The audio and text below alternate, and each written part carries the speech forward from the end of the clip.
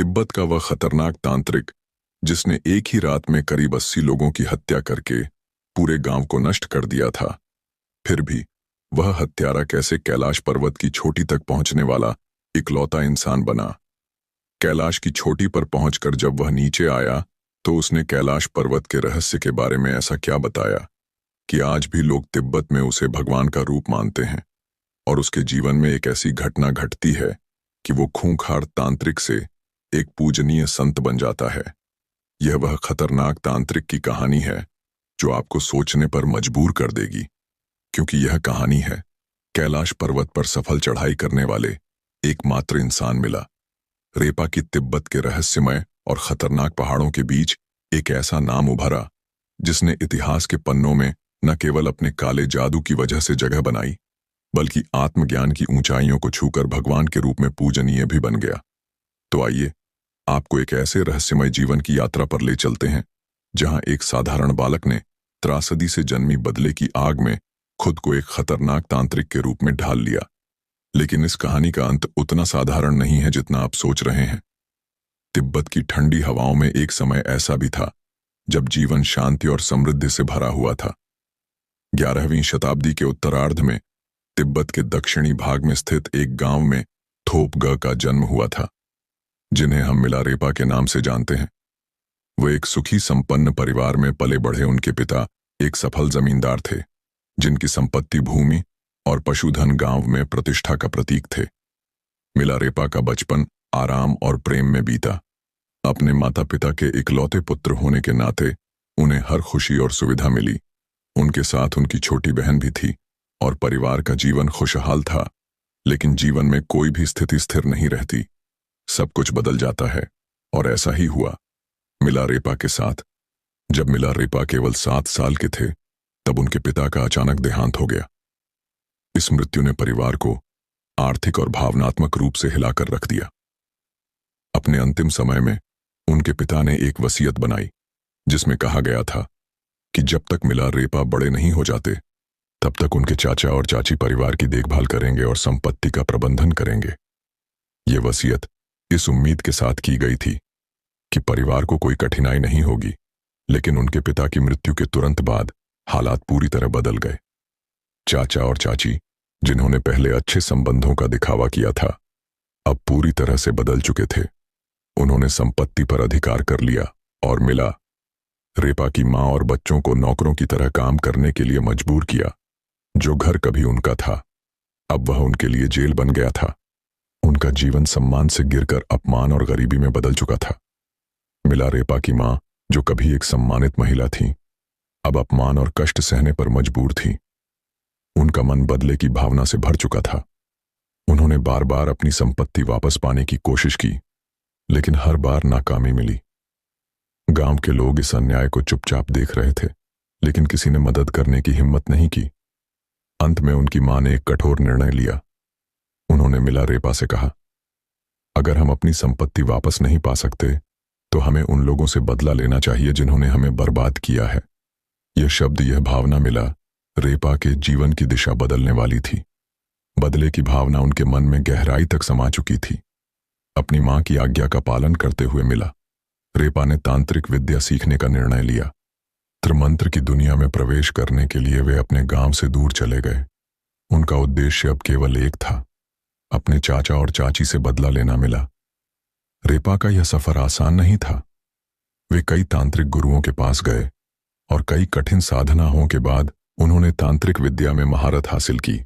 यह सिर्फ एक तांत्रिक की कहानी नहीं है, बल्कि एक ऐसी यात्रा है जो मिलारेपा को आत्मज्ञान, प्रताप और मुक्ति के मार्ग पर ले जाएगी। तो हमारे साथ बने रहिए, क्योंकि अब हम मिलारेपा की असली यात्रा की शुरुआत करने जा रहे हैं। इस कहानी में आगे बढ़ने से पहले आपसे एक छोटा सा अनुरोध है। अगर आपको यह वीडियो पसंद आ रहा हो तो कृपया इसे लाइक करें और हमारे चैनल को सब्सक्राइब जरूर कर लें। आपके इस छोटे से समर्थन से हमें बहुत बड़ी मदद मिलती है। मिलारेपा का जीवन तिब्बत की वादियों में एक साधारण लड़के के रूप में शुरू हुआ था, लेकिन किसे पता था कि वही बालक एक दिन तंत्र विद्या की गहरी, रहस्यमय और अंधेरी दुनिया में कदम रखेगा। पिता की असमय मृत्यु और परिवार की संपत्ति छिन जाने के बाद मिलारेपा के जीवन का हर सुख एक दुख में तब्दील हो गया। उनके चाचा और चाची ने परिवार को गरीबी और अपमान की दलदल में धकेल दिया और तब उनकी मां ने बदले की आग को हवा दी। मां के कड़वे शब्द अपमान और दुख से प्रेरित होकर मिला रेपा ने एक कठोर निर्णय लिया। उन्होंने तांत्रिक विद्या सीखने का संकल्प लिया। उनके गुरु थे युंगन, एक भयानक तांत्रिक जिनकी शक्तियां अद्वितीय मानी जाती थीं। यूटन के संरक्षण में मिला। रेपा ने तांत्रिक विद की गहन शिक्षा ली। उनके जीवन का अब एक ही उद्देश्य था, बदला, और इस बदले की आग ने उन्हें मौत का मंत्र सीखने की राह पर धकेल दिया। मौत का मंत्र, वह मंत्र जिसे सीखने के बाद मिला रेपा अपने दुश्मनों को बिना सामने आए मार सकते थे।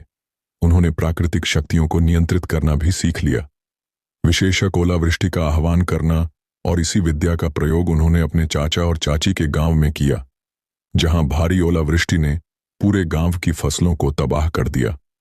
गांव के लोग भयभीत हो गए और उन्हें समझ नहीं आया कि यह आपदा कहां से आई। लेकिन मिला, रेपा की यह पहली विजय थी और अब वे रुके नहीं। इसके बाद आया वह दिन जब मिला रेपा ने बदले का सबसे भयानक रूप धारण किया। उनके चाचा के बेटे की शादी का दिन था।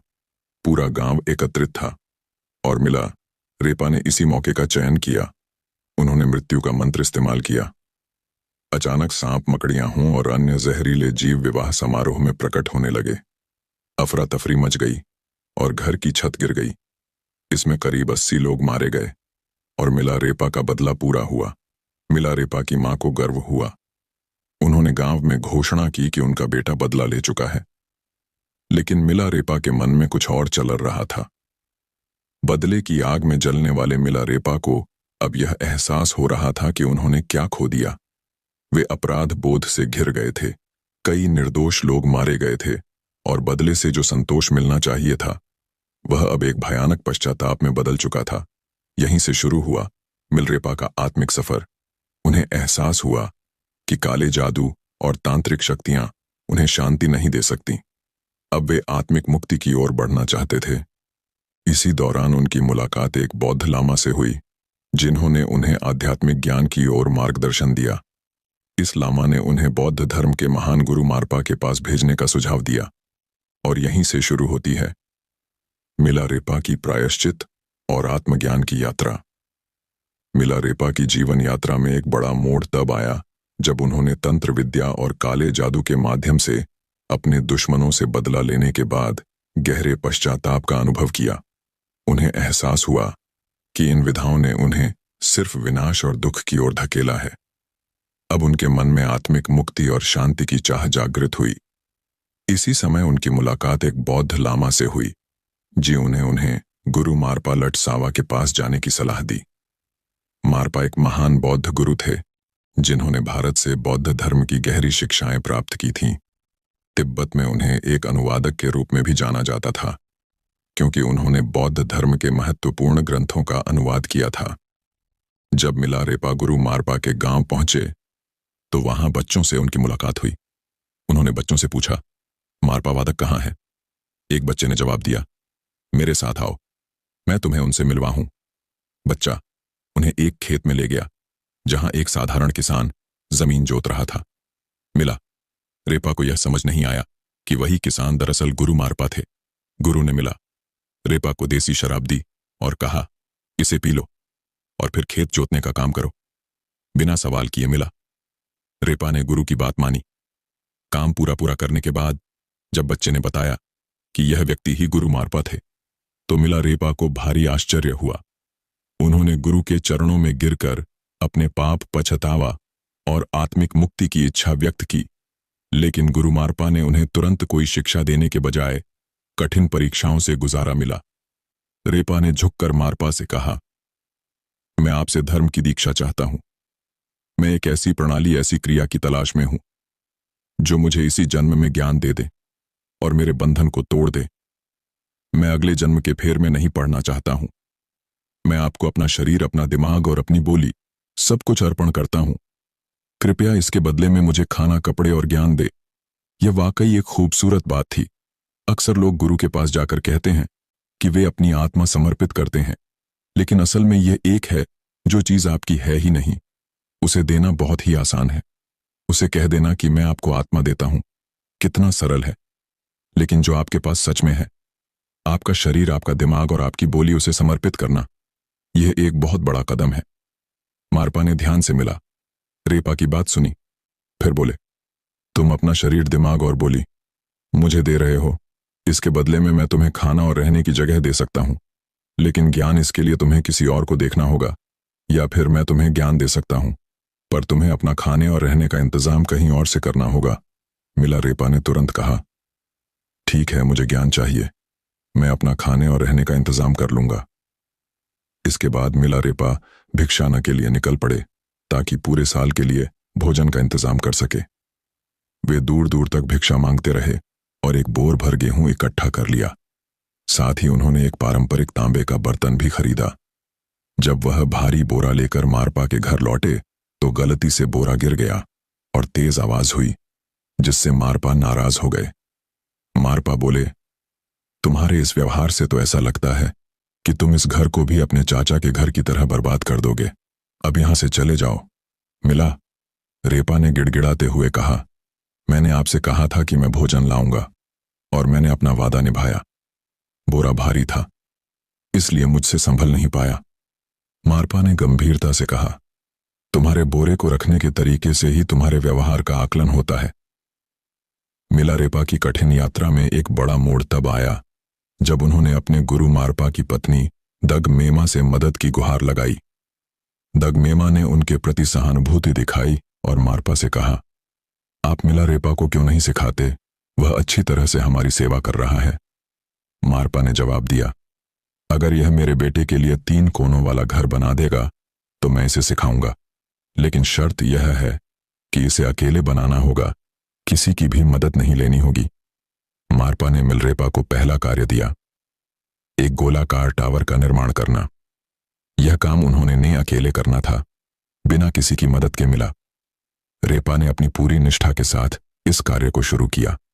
उन्होंने लकड़ियां काटी, पत्थर इकट्ठे किए और बिना सहायता के टावर बनाने लगे। कई महीनों की मेहनत के बाद जब टावर लगभग पूरा हो गया तो मारपा ने अचानक कहा, इस टाकिनी साधना करने का आदेश दिया। यह साधना साधारण नहीं थी और इसके लिए उच्च आत्मिक शक्ति और धैर्य की आवश्यकता थी।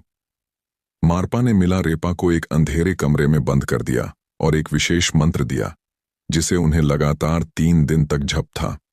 अंततः तीसरे दिन डाकिनी प्रकट हुई और उन्होंने मिला रेपा से कहा, तुम्हारी साधना अब लगभग पूरी हो चुकी है, लेकिन तुम्हारे गुरु के पास एक अंतिम शिक्षा अभी बाकी है।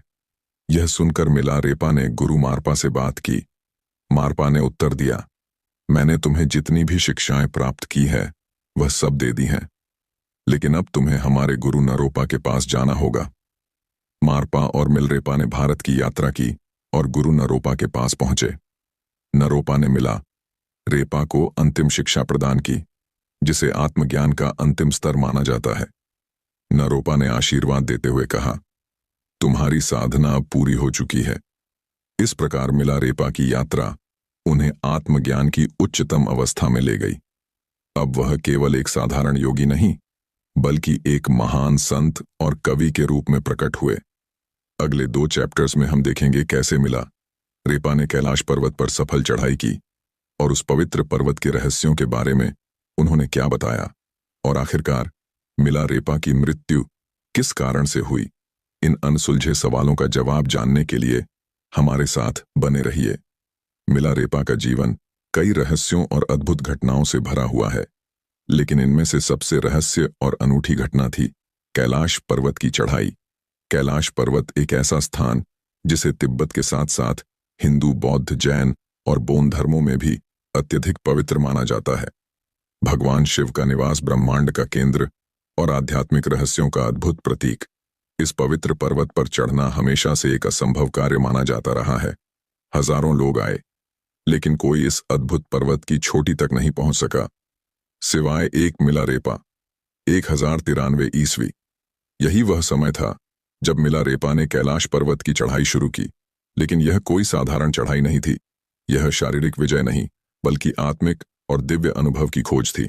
मिला रेपा की यह यात्रा आध्यात्मिक रूप से इतनी महत्वपूर्ण थी कि हर कदम एक नई साधना और ब्रह्मांड के रहस्यों को समझने का प्रयास था।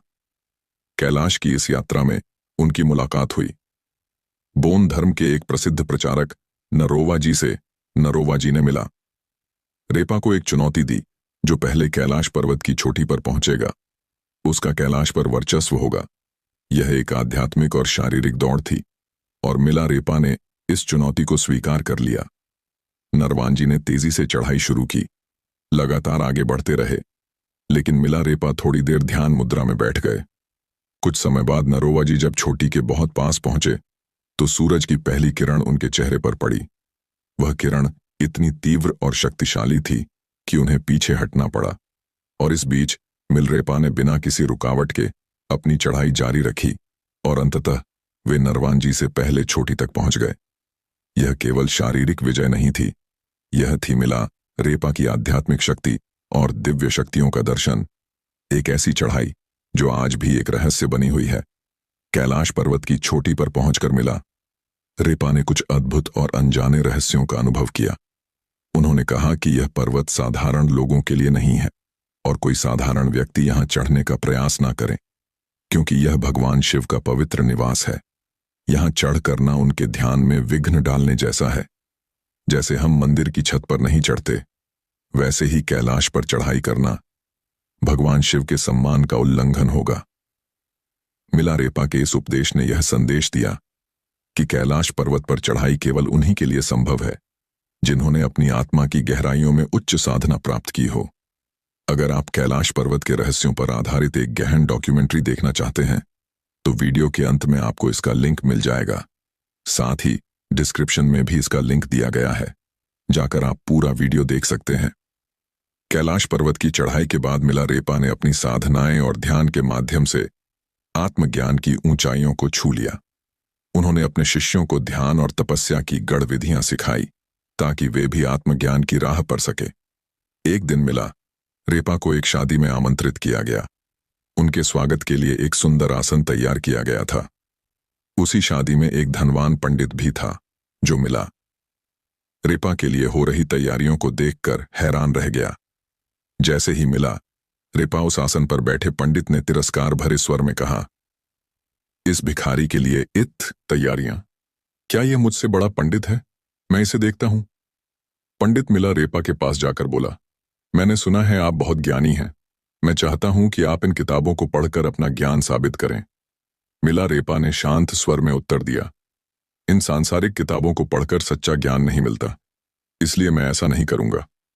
यह सुनकर पंडित हंसा और बोला, मुझे पता था कि तुम ऐसा ही कहोगे। मैं तुम्हें बेनकाब करने ही आया था।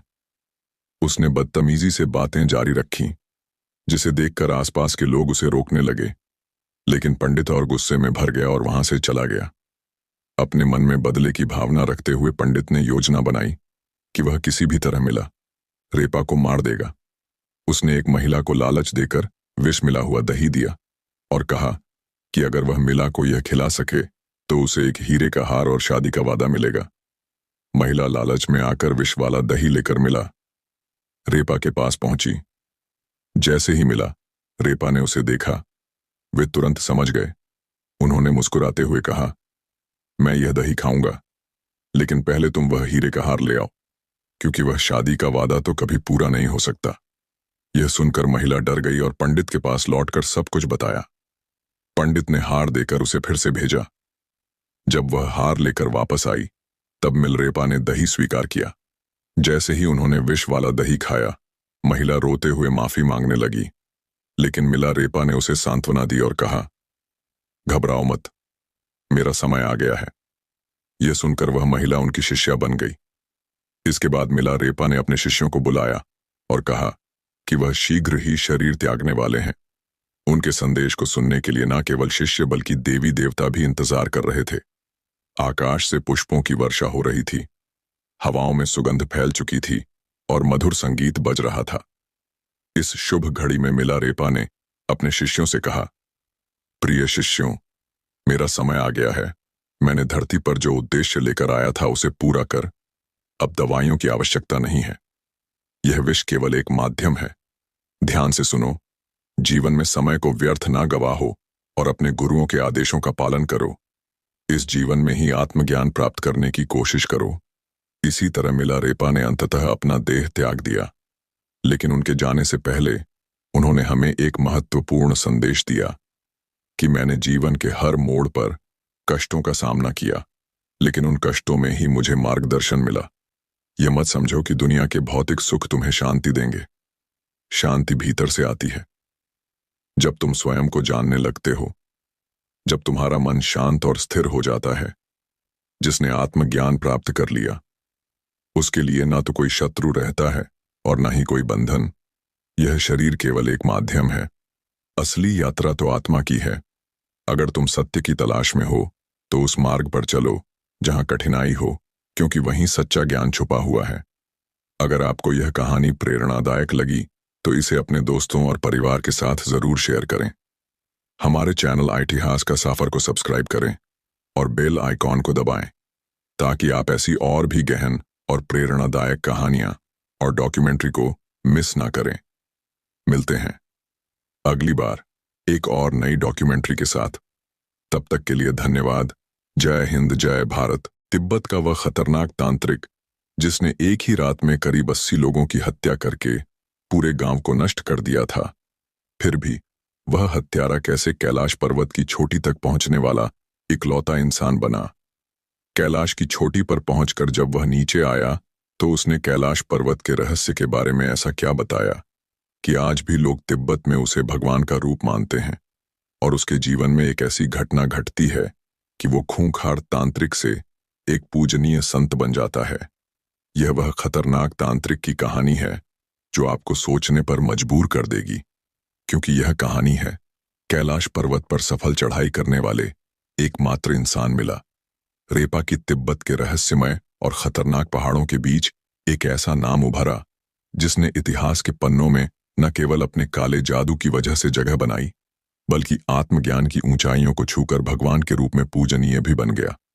तो आइए आपको एक ऐसे रहस्यमय जीवन की यात्रा पर ले चलते हैं जहां एक साधारण बालक ने त्रासदी से जन्मी बदले की आग में खुद को एक खतरनाक तांत्रिक के रूप में ढाल लिया। लेकिन इस कहानी का अंत उतना साधारण नहीं है जितना आप सोच रहे हैं। तिब्बत की ठंडी हवाओं में एक समय ऐसा भी था जब जीवन शांति और समृद्धि से भरा हुआ था। 11वीं शताब्दी के उत्तरार्ध में तिब्बत के दक्षिणी भाग में स्थित एक गांव में थोपगा का जन्म हुआ था, जिन्हें हम मिलारेपा के नाम से जानते हैं। वो एक सुखी संपन्न परिवार में पले बढ़े। उनके पिता एक सफल जमींदार थे, जिनकी संपत्ति भूमि और पशुधन गांव में प्रतिष्ठा का प्रतीक थे। मिलारेपा का बचपन आराम और प्रेम में बीता। अपने माता पिता के इकलौते पुत्र होने के नाते उन्हें हर खुशी और सुविधा मिली। उनके साथ उनकी छोटी बहन भी थी और परिवार का जीवन खुशहाल था। लेकिन जीवन में कोई भी स्थिति स्थिर नहीं रहती, सब कुछ बदल जाता है, और ऐसा ही हुआ मिलारेपा के साथ। जब मिलारेपा केवल 7 साल के थे तब उनके पिता का अचानक देहांत हो गया। इस मृत्यु ने परिवार को आर्थिक और भावनात्मक रूप से हिलाकर रख दिया। अपने अंतिम समय में उनके पिता ने एक वसीयत बनाई जिसमें कहा गया था कि जब तक मिलारेपा बड़े नहीं हो जाते तब तक उनके चाचा और चाची परिवार की देखभाल करेंगे और संपत्ति का प्रबंधन करेंगे। ये वसीयत इस उम्मीद के साथ की गई थी कि परिवार को कोई कठिनाई नहीं होगी। लेकिन उनके पिता की मृत्यु के तुरंत बाद हालात पूरी तरह बदल गए। चाचा और चाची, जिन्होंने पहले अच्छे संबंधों का दिखावा किया था, अब पूरी तरह से बदल चुके थे। उन्होंने संपत्ति पर अधिकार कर लिया और मिला रेपा की मां और बच्चों को नौकरों की तरह काम करने के लिए मजबूर किया। जो घर कभी उनका था, अब वह उनके लिए जेल बन गया था। उनका जीवन सम्मान से गिरकर अपमान और गरीबी में बदल चुका था। मिलारेपा की मां, जो कभी एक सम्मानित महिला थी, अब अपमान और कष्ट सहने पर मजबूर थी। उनका मन बदले की भावना से भर चुका था। उन्होंने बार बार अपनी संपत्ति वापस पाने की कोशिश की, लेकिन हर बार नाकामी मिली। गांव के लोग इस अन्याय को चुपचाप देख रहे थे, लेकिन किसी ने मदद करने की हिम्मत नहीं की। अंत में उनकी मां ने एक कठोर निर्णय लिया। उन्होंने मिलारेपा से कहा, अगर हम अपनी संपत्ति वापस नहीं पा सकते तो हमें उन लोगों से बदला लेना चाहिए जिन्होंने हमें बर्बाद किया है। यह शब्द, यह भावना मिला रेपा के जीवन की दिशा बदलने वाली थी। बदले की भावना उनके मन में गहराई तक समा चुकी थी। अपनी मां की आज्ञा का पालन करते हुए मिला। रेपा ने तांत्रिक विद्या सीखने का निर्णय लिया। त्रिमंत्र की दुनिया में प्रवेश करने के लिए वे अपने गांव से दूर चले गए। उनका उद्देश्य अब केवल एक था, अपने चाचा और चाची से बदला लेना। मिला रेपा का यह सफर आसान नहीं था। वे कई तांत्रिक गुरुओं के पास गए और कई कठिन साधनाओं के बाद उन्होंने तांत्रिक विद्या में महारत हासिल की। यह सिर्फ एक तांत्रिक की कहानी नहीं है, बल्कि एक ऐसी यात्रा है जो मिला रेपा को आत्मज्ञान, प्रताप और मुक्ति के मार्ग पर ले जाएगी। तो हमारे साथ बने रहिए, क्योंकि अब हम मिला रेपा की असली यात्रा की शुरुआत करने जा रहे हैं। इस कहानी में आगे बढ़ने से पहले आपसे एक छोटा सा अनुरोध है। अगर आपको यह वीडियो पसंद आ रहा हो तो कृपया इसे लाइक करें और हमारे चैनल को सब्सक्राइब जरूर कर लें। आपके इस छोटे से समर्थन से हमें बहुत बड़ी मदद मिलती है। मिला रेपा का जीवन तिब्बत की वादियों में एक साधारण लड़के के रूप में शुरू हुआ था, लेकिन किसे पता था कि वही बालक एक दिन तंत्र विद्या की गहरी, रहस्यमय और अंधेरी दुनिया में कदम रखेगा। पिता की असमय मृत्यु और परिवार की संपत्ति छिन जाने के बाद मिला रेपा के जीवन का हर सुख एक दुख में तब्दील हो गया। उनके चाचा और चाची ने परिवार को गरीबी और अपमान की दलदल में धकेल दिया, और तब उनकी मां ने बदले की आग को हवा दी। मां के कड़वे शब्द अपमान और दुख से प्रेरित होकर मिला रेपा ने एक कठोर निर्णय लिया।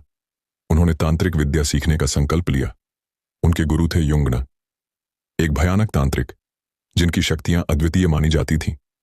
यूटन के संरक्षण में मिला रेपा ने तांत्रिक विद्या की गहन शिक्षा ली। उनके जीवन का अब एक ही उद्देश्य था, बदला, और इस बदले की आग ने उन्हें मौत का मंत्र सीखने की राह पर धकेल दिया। मौत का मंत्र, वह मंत्र जिसे सीखने के बाद मिला रेपा अपने दुश्मनों को बिना सामने आए मार सकते थे। उन्होंने प्राकृतिक शक्तियों को नियंत्रित करना भी सीख लिया, विशेषक ओलावृष्टि का आह्वान करना, और इसी विद्या का प्रयोग उन्होंने अपने चाचा और चाची के गांव में किया, जहां भारी ओलावृष्टि ने पूरे गांव की फसलों को तबाह कर दिया। गांव के लोग भयभीत हो गए और उन्हें समझ नहीं आया कि यह आपदा कहां से आई। लेकिन मिला रेपा की यह पहली विजय थी, और अब वे रुके नहीं। इसके बाद आया वह दिन जब मिला रेपा ने बदले का सबसे भयानक रूप धारण किया। उनके चाचा के बेटे की शादी का दिन था। पूरा गांव एकत्रित था और मिला रेपा ने इसी मौके का चयन किया। उन्होंने मृत्यु का मंत्र इस्तेमाल किया। अचानक सांप, मकड़ियां और अन्य जहरीले जीव विवाह समारोह में प्रकट होने लगे। अफरा तफरी मच गई और घर की छत गिर गई। इसमें करीब 80 लोग मारे गए और मिला रेपा का बदला पूरा हुआ। मिला रेपा की मां को गर्व हुआ। उन्होंने गांव में घोषणा की कि उनका बेटा बदला ले चुका है। लेकिन मिला रेपा के मन में कुछ और चल रहा था। बदले की आग में जलने वाले मिला रेपा को अब यह एहसास हो रहा था कि उन्होंने क्या खो दिया। वे अपराध बोध से घिर गए थे। कई निर्दोष लोग मारे गए थे और बदले से जो संतोष मिलना चाहिए था वह अब एक भयानक पश्चाताप में बदल चुका था। यहीं से शुरू हुआ मिलरेपा का आत्मिक सफर। उन्हें एहसास हुआ कि काले जादू और तांत्रिक शक्तियां उन्हें शांति नहीं दे सकती। अब वे आत्मिक मुक्ति की ओर बढ़ना चाहते थे। इसी दौरान उनकी मुलाकात एक बौद्ध लामा से हुई, जिन्होंने उन्हें आध्यात्मिक ज्ञान की ओर मार्गदर्शन दिया। इस लामा ने उन्हें बौद्ध धर्म के महान गुरु मारपा के पास भेजने का सुझाव दिया, और यहीं से शुरू होती है मिलारेपा की प्रायश्चित और आत्मज्ञान की यात्रा। मिलारेपा की जीवन यात्रा में एक बड़ा मोड़ तब आया जब उन्होंने तंत्र विद्या और काले जादू के माध्यम से अपने दुश्मनों से बदला लेने के बाद गहरे पश्चाताप का अनुभव किया। उन्हें एहसास हुआ कि इन विधाओं ने उन्हें सिर्फ विनाश और दुख की ओर धकेला है। अब उनके मन में आत्मिक मुक्ति और शांति की चाह जागृत हुई। इसी समय उनकी मुलाकात एक बौद्ध लामा से हुई, जिन्होंने उन्हें गुरु मारपा लटसावा के पास जाने की सलाह दी। मारपा एक महान बौद्ध गुरु थे, जिन्होंने भारत से बौद्ध धर्म की गहरी शिक्षाएं प्राप्त की थीं। तिब्बत में उन्हें एक अनुवादक के रूप में भी जाना जाता था, क्योंकि उन्होंने बौद्ध धर्म के महत्वपूर्ण ग्रंथों का अनुवाद किया था। जब मिलारेपा गुरु मारपा के गांव पहुंचे तो वहां बच्चों से उनकी मुलाकात हुई। उन्होंने बच्चों से पूछा, मारपा वादक कहाँ है? एक बच्चे ने जवाब दिया, मेरे साथ आओ, मैं तुम्हें उनसे मिलवा हूं। बच्चा उन्हें एक खेत में ले गया, जहां एक साधारण किसान जमीन जोत रहा था। मिला। रेपा को यह समझ नहीं आया कि वही किसान दरअसल गुरु मारपा थे। गुरु ने मिला रेपा को देसी शराब दी और कहा, इसे पी लो और फिर खेत जोतने का काम करो। बिना सवाल किए मिला रेपा ने गुरु की बात मानी। काम पूरा करने के बाद जब बच्चे ने बताया कि यह व्यक्ति ही गुरु मारपा थे, तो मिला रेपा को भारी आश्चर्य हुआ। उन्होंने गुरु के चरणों में गिरकर अपने पाप, पछतावा और आत्मिक मुक्ति की इच्छा व्यक्त की, लेकिन गुरु मारपा ने उन्हें तुरंत कोई शिक्षा देने के बजाय कठिन परीक्षाओं से गुजारा मिला। रेपा ने झुककर मारपा से कहा, मैं आपसे धर्म की दीक्षा चाहता हूं। मैं एक ऐसी प्रणाली, ऐसी क्रिया की तलाश में हूं जो मुझे इसी जन्म में ज्ञान दे दे और मेरे बंधन को तोड़ दे। मैं अगले जन्म के फेर में नहीं पड़ना चाहता हूं। मैं आपको अपना शरीर, अपना दिमाग और अपनी बोली सब कुछ अर्पण करता हूं। कृपया इसके बदले में मुझे खाना, कपड़े और ज्ञान दे। यह वाकई एक खूबसूरत बात थी। अक्सर लोग गुरु के पास जाकर कहते हैं कि वे अपनी आत्मा समर्पित करते हैं, लेकिन असल में यह एक है जो चीज आपकी है ही नहीं। उसे देना बहुत ही आसान है। उसे कह देना कि मैं आपको आत्मा देता हूं, कितना सरल है। लेकिन जो आपके पास सच में है, आपका शरीर, आपका दिमाग और आपकी बोली, उसे समर्पित करना, यह एक बहुत बड़ा कदम है। मारपा ने ध्यान से मिला रेपा की बात सुनी, फिर बोले, तुम अपना शरीर, दिमाग और बोली मुझे दे रहे हो। इसके बदले में मैं तुम्हें खाना और रहने की जगह दे सकता हूं, लेकिन ज्ञान, इसके लिए तुम्हें किसी और को देखना होगा, या फिर मैं तुम्हें ज्ञान दे सकता हूं, पर तुम्हें अपना खाने और रहने का इंतजाम कहीं और से करना होगा। मिला रेपा ने तुरंत कहा, ठीक है, मुझे ज्ञान चाहिए। मैं अपना खाने और रहने का इंतजाम कर लूंगा। इसके बाद मिला रेपा भिक्षाना के लिए निकल पड़े ताकि पूरे साल के लिए भोजन का इंतजाम कर सके। वे दूर दूर तक भिक्षा मांगते रहे और एक बोर भर गेहूं इकट्ठा कर लिया। साथ ही उन्होंने एक पारंपरिक तांबे का बर्तन भी खरीदा।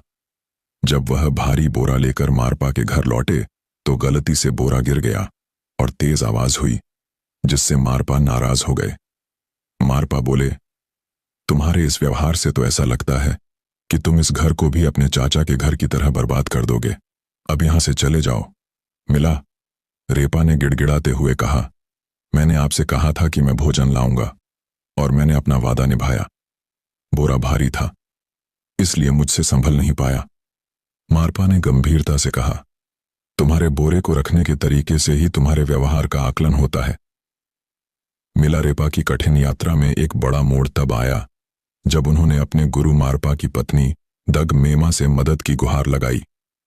दगमेमा ने उनके प्रति सहानुभूति दिखाई और मारपा से कहा, आप मिला रेपा को क्यों नहीं सिखाते? वह अच्छी तरह से हमारी सेवा कर रहा है। मारपा ने जवाब दिया, अगर यह मेरे बेटे के लिए 3 कोनों वाला घर बना देगा तो मैं इसे सिखाऊंगा, लेकिन शर्त यह है कि इसे अकेले बनाना होगा, किसी की भी मदद नहीं लेनी होगी। मारपा ने मिलरेपा को पहला कार्य दिया, एक गोलाकार टावर का निर्माण करना। यह काम उन्होंने अकेले करना था, बिना किसी की मदद के। मिला रेपा ने अपनी पूरी निष्ठा के साथ इस कार्य को शुरू किया। उन्होंने लकड़ियां काटी, पत्थर इकट्ठे किए और बिना सहायता के टावर बनाने लगे। कई महीनों की मेहनत के बाद जब टावर लगभग पूरा हो गया तो मारपा ने अचानक कहा, इस टाकिनी साधना करने का आदेश दिया। यह साधना साधारण नहीं थी और इसके लिए उच्च आत्मिक शक्ति और धैर्य की आवश्यकता थी।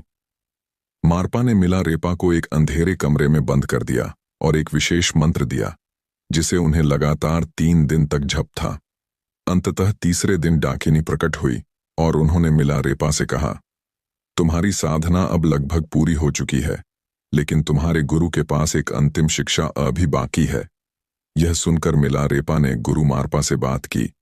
मारपा ने उत्तर दिया, मैंने तुम्हें जितनी भी शिक्षाएं प्राप्त की है वह सब दे दी हैं, लेकिन अब तुम्हें हमारे गुरु नरोपा के पास जाना होगा। मारपा और मिलरेपा ने भारत की यात्रा की और गुरु नरोपा के पास पहुंचे। नरोपा ने मिला रेपा को अंतिम शिक्षा प्रदान की, जिसे आत्मज्ञान का अंतिम स्तर माना जाता है। नरोपा ने आशीर्वाद देते हुए कहा, तुम्हारी साधना अब पूरी हो चुकी है। इस प्रकार मिला रेपा की यात्रा उन्हें आत्मज्ञान की उच्चतम अवस्था में ले गई। अब वह केवल एक साधारण योगी नहीं, बल्कि एक महान संत और कवि के रूप में प्रकट हुए।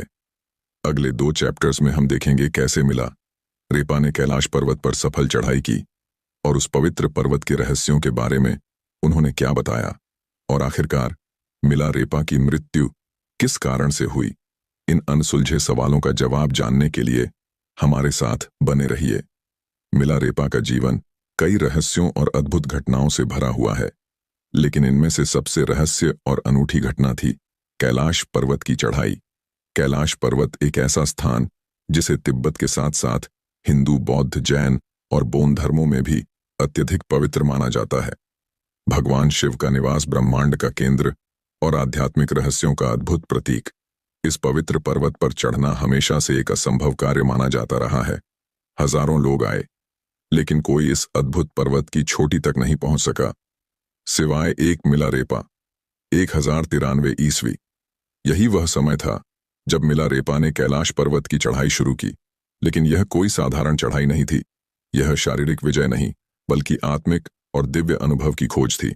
मिला रेपा की यह यात्रा आध्यात्मिक रूप से इतनी महत्वपूर्ण थी कि हर कदम एक नई साधना और ब्रह्मांड के रहस्यों को समझने का प्रयास था। कैलाश की इस यात्रा में उनकी मुलाकात हुई बौद्ध धर्म के एक प्रसिद्ध प्रचारक नरोवा जी से। नरोवा जी ने मिला रेपा को एक चुनौती दी, जो पहले कैलाश पर्वत की चोटी पर पहुंचेगा उसका कैलाश पर वर्चस्व होगा। यह एक आध्यात्मिक और शारीरिक दौड़ थी, और मिला रेपा ने इस चुनौती को स्वीकार कर लिया। नरवान जी ने तेजी से चढ़ाई शुरू की, लगातार आगे बढ़ते रहे, लेकिन मिला रेपा थोड़ी देर ध्यान मुद्रा में बैठ गए। कुछ समय बाद नरोवा जी जब चोटी के बहुत पास पहुंचे तो सूरज की पहली किरण उनके चेहरे पर पड़ी। वह किरण इतनी तीव्र और शक्तिशाली थी कि उन्हें पीछे हटना पड़ा, और इस बीच मिलरेपा ने बिना किसी रुकावट के अपनी चढ़ाई जारी रखी और अंततः वे नरवान जी से पहले चोटी तक पहुंच गए। यह केवल शारीरिक विजय नहीं थी, यह थी मिला रेपा की आध्यात्मिक शक्ति और दिव्य शक्तियों का दर्शन। एक ऐसी चढ़ाई जो आज भी एक रहस्य बनी हुई है। कैलाश पर्वत की चोटी पर पहुंचकर मिला रेपा ने कुछ अद्भुत और अनजाने रहस्यों का अनुभव किया। उन्होंने कहा कि यह पर्वत साधारण लोगों के लिए नहीं है, और कोई साधारण व्यक्ति यहां चढ़ने का प्रयास ना करे, क्योंकि यह भगवान शिव का पवित्र निवास है। यहां चढ़ करना उनके ध्यान में विघ्न डालने जैसा है। जैसे हम मंदिर की छत पर नहीं चढ़ते, वैसे ही कैलाश पर चढ़ाई करना भगवान शिव के सम्मान का उल्लंघन होगा।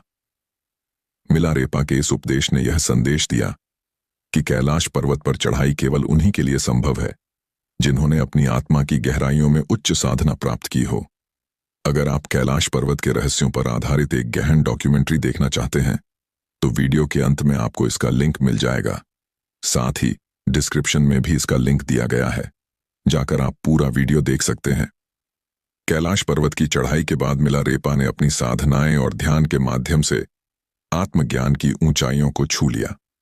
उन्होंने अपने शिष्यों को ध्यान और तपस्या की गढ़ विधियां सिखाई ताकि वे भी आत्मज्ञान की राह पर सके। एक दिन मिला रेपा को एक शादी में आमंत्रित किया गया।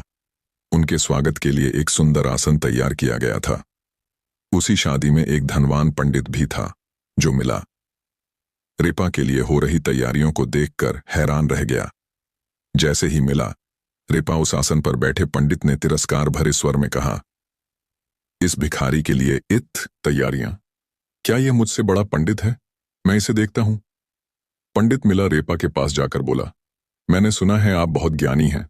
मैं चाहता हूं कि आप इन किताबों को पढ़कर अपना ज्ञान साबित करें। मिला रेपा ने शांत स्वर में उत्तर दिया, इन सांसारिक किताबों को पढ़कर सच्चा ज्ञान नहीं मिलता, इसलिए मैं ऐसा नहीं करूंगा। यह सुनकर पंडित हंसा और बोला, मुझे पता था कि तुम ऐसा ही कहोगे। मैं तुम्हें बेनकाब करने ही आया था। उसने बदतमीजी से बातें जारी रखीं, जिसे देखकर आसपास के लोग उसे रोकने लगे, लेकिन पंडित और गुस्से में भर गया और वहां से चला गया। अपने मन में बदले की भावना रखते हुए पंडित ने योजना बनाई कि वह किसी भी तरह मिला रेपा को मार देगा। उसने एक महिला को लालच देकर विष मिला हुआ दही दिया और कहा कि अगर वह मिला को यह खिला सके तो उसे एक हीरे का हार और शादी का वादा मिलेगा। महिला लालच में आकर विष वाला दही लेकर मिला रेपा के पास पहुंची। जैसे ही मिला रेपा ने उसे देखा, वे तुरंत समझ गए। उन्होंने मुस्कुराते हुए कहा, मैं यह दही खाऊंगा, लेकिन पहले तुम वह हीरे का हार ले आओ, क्योंकि वह शादी का वादा तो कभी पूरा नहीं हो सकता। यह सुनकर महिला डर गई और पंडित के पास लौटकर सब कुछ बताया। पंडित ने हार देकर उसे फिर से भेजा। जब वह हार लेकर वापस आई, तब मिलरेपा ने दही स्वीकार किया। जैसे ही उन्होंने विष वाला दही खाया, महिला रोते हुए माफी मांगने लगी, लेकिन मिलारेपा ने उसे सांत्वना दी और कहा, घबराओ मत, मेरा समय आ गया है। यह सुनकर वह महिला उनकी शिष्या बन गई। इसके बाद मिलारेपा ने अपने शिष्यों को बुलाया और कहा कि वह शीघ्र ही शरीर त्यागने वाले हैं। उनके संदेश को सुनने के लिए न केवल शिष्य बल्कि देवी देवता भी इंतजार कर रहे थे। आकाश से पुष्पों की वर्षा हो रही थी, हवाओं में सुगंध फैल चुकी थी और मधुर संगीत बज रहा था। इस शुभ घड़ी में मिलारेपा ने अपने शिष्यों से कहा, प्रिय शिष्यों, मेरा समय आ गया है। मैंने धरती पर जो उद्देश्य लेकर आया था उसे पूरा कर, अब दवाइयों की आवश्यकता नहीं है। यह विष केवल एक माध्यम है। ध्यान से सुनो, जीवन में समय को व्यर्थ ना गवाहो और अपने गुरुओं के आदेशों का पालन करो। इस जीवन में ही आत्मज्ञान प्राप्त करने की कोशिश करो। इसी तरह मिलारेपा ने अंततः अपना देह त्याग दिया, लेकिन उनके जाने से पहले उन्होंने हमें एक महत्वपूर्ण संदेश दिया कि मैंने जीवन के हर मोड़ पर कष्टों का सामना किया, लेकिन उन कष्टों में ही मुझे मार्गदर्शन मिला। यह मत समझो कि दुनिया के भौतिक सुख तुम्हें शांति देंगे। शांति भीतर से आती है। जब तुम स्वयं को जानने लगते हो, जब तुम्हारा मन शांत और स्थिर हो जाता है। जिसने आत्मज्ञान प्राप्त कर लिया, उसके लिए ना तो कोई शत्रु रहता है और ना ही कोई बंधन। यह शरीर केवल एक माध्यम है। असली यात्रा तो आत्मा की है। अगर तुम सत्य की तलाश में हो तो उस मार्ग पर चलो जहां कठिनाई हो, क्योंकि वहीं सच्चा ज्ञान छुपा हुआ है। अगर आपको यह कहानी प्रेरणादायक लगी तो इसे अपने दोस्तों और परिवार के साथ जरूर शेयर करें। हमारे चैनल इतिहास का सफर को सब्सक्राइब करें और बेल आइकॉन को दबाएं, ताकि आप ऐसी और भी गहन और प्रेरणादायक कहानियां और डॉक्यूमेंट्री को मिस ना करें। मिलते हैं अगली बार एक और नई डॉक्यूमेंट्री के साथ। तब तक के लिए धन्यवाद। जय हिंद, जय भारत। तिब्बत का वह खतरनाक तांत्रिक जिसने एक ही रात में करीब 80 लोगों की हत्या करके पूरे गांव को नष्ट कर दिया था, फिर भी वह हत्यारा कैसे कैलाश पर्वत की चोटी तक पहुंचने वाला इकलौता इंसान बना। कैलाश की चोटी पर पहुंचकर जब वह नीचे आया तो उसने कैलाश पर्वत के रहस्य के बारे में ऐसा क्या बताया कि आज भी लोग तिब्बत में उसे भगवान का रूप मानते हैं। और उसके जीवन में एक ऐसी घटना घटती है कि वो खूंखार तांत्रिक से एक पूजनीय संत बन जाता है। यह वह खतरनाक तांत्रिक की कहानी है जो आपको सोचने पर मजबूर कर देगी, क्योंकि यह कहानी है कैलाश पर्वत पर सफल चढ़ाई करने वाले एकमात्र इंसान मिला रेपा की तिब्बत के रहस्यमय और खतरनाक पहाड़ों के बीच एक ऐसा नाम उभरा जिसने इतिहास के पन्नों में न केवल अपने काले जादू की वजह से जगह बनाई, बल्कि आत्मज्ञान की ऊंचाइयों को छूकर भगवान के रूप में पूजनीय भी बन गया। तो आइए आपको एक ऐसे रहस्यमय जीवन की यात्रा पर ले चलते हैं जहां एक साधारण बालक ने त्रासदी से जन्मी बदले की आग में खुद को एक खतरनाक तांत्रिक के रूप में ढाल लिया। लेकिन इस कहानी का अंत उतना साधारण नहीं है जितना आप सोच रहे हैं। तिब्बत की ठंडी हवाओं में एक समय ऐसा भी था जब जीवन शांति और समृद्धि से भरा हुआ था। 11वीं शताब्दी के उत्तरार्ध में तिब्बत के दक्षिणी भाग में स्थित एक गांव में थोपग का जन्म हुआ था, जिन्हें हम मिलारेपा के नाम से जानते हैं। वो एक सुखी संपन्न परिवार में पले बढ़े। उनके पिता एक सफल जमींदार थे, जिनकी संपत्ति भूमि और पशुधन गांव में प्रतिष्ठा का प्रतीक थे। मिलारेपा का बचपन आराम और प्रेम में बीता। अपने माता पिता के इकलौते पुत्र होने के नाते उन्हें हर खुशी और सुविधा मिली। उनके साथ उनकी छोटी बहन भी थी और परिवार का जीवन खुशहाल था।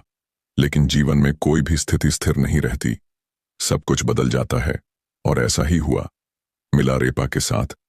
जब मिलारेपा केवल 7 साल के थे तब उनके पिता का अचानक देहांत हो गया। इस मृत्यु ने परिवार को आर्थिक और भावनात्मक रूप से हिलाकर रख दिया। अपने अंतिम समय में उनके पिता ने एक वसीयत बनाई जिसमें कहा गया था कि जब तक मिलारेपा बड़े नहीं हो जाते तब तक उनके चाचा और चाची परिवार की देखभाल करेंगे और संपत्ति का प्रबंधन करेंगे। ये वसीयत इस उम्मीद के साथ की गई थी कि परिवार को कोई कठिनाई नहीं होगी, लेकिन उनके पिता की मृत्यु के तुरंत बाद हालात पूरी तरह बदल गए। चाचा और चाची, जिन्होंने पहले अच्छे संबंधों का दिखावा किया था, अब पूरी तरह से बदल चुके थे। उन्होंने संपत्ति पर अधिकार कर लिया और मिला रेपा की मां और बच्चों को नौकरों की तरह काम करने के लिए मजबूर किया। जो घर कभी उनका था, अब वह उनके लिए जेल बन गया था। उनका जीवन सम्मान से गिरकर अपमान और गरीबी में बदल चुका था। मिला रेपा की मां, जो कभी एक सम्मानित महिला थी, अब अपमान और कष्ट सहने पर मजबूर थी। उनका मन बदले की भावना से भर चुका था। उन्होंने बार बार अपनी संपत्ति वापस पाने की कोशिश की, लेकिन हर बार नाकामी मिली। गांव के लोग इस अन्याय को चुपचाप देख रहे थे, लेकिन किसी ने मदद करने की हिम्मत नहीं की। अंत में उनकी मां ने एक कठोर निर्णय लिया। उन्होंने मिला रेपा से कहा, अगर हम अपनी संपत्ति वापस नहीं पा सकते तो हमें उन लोगों से बदला लेना चाहिए जिन्होंने हमें बर्बाद किया है। यह शब्द, यह भावना मिला रेपा के जीवन की दिशा बदलने वाली थी। बदले की भावना उनके मन में गहराई तक समा चुकी थी। अपनी मां की आज्ञा का पालन करते हुए मिला रेपा ने तांत्रिक विद्या सीखने का निर्णय लिया। त्रिमंत्र की दुनिया में प्रवेश करने के लिए वे अपने गांव से दूर चले गए। उनका उद्देश्य अब केवल एक था, अपने चाचा और चाची से बदला लेना। मिला रेपा का यह सफर आसान नहीं था। वे कई तांत्रिक गुरुओं के पास गए और कई कठिन साधनाओं के बाद उन्होंने तांत्रिक विद्या में महारत हासिल की। यह सिर्फ एक तांत्रिक की कहानी नहीं है, बल्कि एक ऐसी यात्रा है जो मिला रेपा को आत्मज्ञान, पताप और मुक्ति के मार्ग पर ले जाएगी। तो हमारे साथ बने रहिए, क्योंकि अब हम मिला रेपा की असली यात्रा की शुरुआत करने जा रहे हैं। इस कहानी में आगे बढ़ने से पहले आपसे एक छोटा सा अनुरोध है। अगर आपको यह वीडियो पसंद आ रहा हो तो कृपया इसे लाइक करें और हमारे चैनल को सब्सक्राइब जरूर कर लें। आपके इस छोटे से समर्थन से हमें बहुत बड़ी मदद मिलती है। मिला रेपा का जीवन तिब्बत की वादियों में एक साधारण लड़के के रूप में शुरू हुआ था, लेकिन किसे पता था कि वही बालक एक दिन तंत्र विद्या की गहरी, रहस्यमय और अंधेरी दुनिया में कदम रखेगा। पिता की असमय मृत्यु और परिवार की संपत्ति छिन जाने के बाद मिला रेपा के जीवन का हर सुख एक दुख में तब्दील हो गया। उनके चाचा और चाची ने परिवार को गरीबी और अपमान की दलदल में धकेल दिया, और तब उनकी मां ने बदले की आग को हवा दी। मां के कड़वे शब्द अपमान और दुख से प्रेरित होकर मिला रेपा ने एक कठोर निर्णय लिया। उन्होंने तांत्रिक विद्या सीखने का संकल्प लिया। उनके गुरु थे युंगना, एक भयानक तांत्रिक जिनकी शक्तियां अद्वितीय मानी जाती थीं। यूटन के संरक्षण में मिला रेपा ने तांत्रिक विद्या की गहन शिक्षा ली। उनके जीवन का अब एक ही उद्देश्य था, बदला, और इस बदले की आग ने उन्हें मौत का मंत्र सीखने की राह पर धकेल दिया। मौत का मंत्र, वह मंत्र जिसे सीखने के बाद मिला रेपा अपने दुश्मनों को बिना सामने आए मार सकते थे। उन्होंने प्राकृतिक शक्तियों को नियंत्रित करना भी सीख लिया, विशेषक ओलावृष्टि का आह्वान करना, और इसी विद्या का प्रयोग उन्होंने अपने चाचा और चाची के गांव में किया, जहां भारी ओलावृष्टि ने पूरे गांव की फसलों को तबाह कर दिया। गांव के लोग भयभीत हो गए और उन्हें समझ नहीं आया कि यह आपदा कहां से आई। लेकिन मिला रेपा की यह पहली विजय थी, और अब वे रुके नहीं। इसके बाद आया वह दिन जब मिला रेपा ने बदले का सबसे भयानक रूप धारण किया। उनके चाचा के बेटे की शादी का दिन था। पूरा गांव एकत्रित था और मिला रेपा ने इसी मौके का चयन किया। उन्होंने मृत्यु का मंत्र इस्तेमाल किया।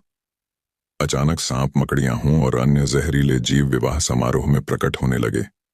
अफरा तफरी मच गई और घर की छत गिर गई। इसमें करीब 80 लोग मारे गए और मिला रेपा का बदला पूरा हुआ। मिला रेपा की मां को गर्व हुआ।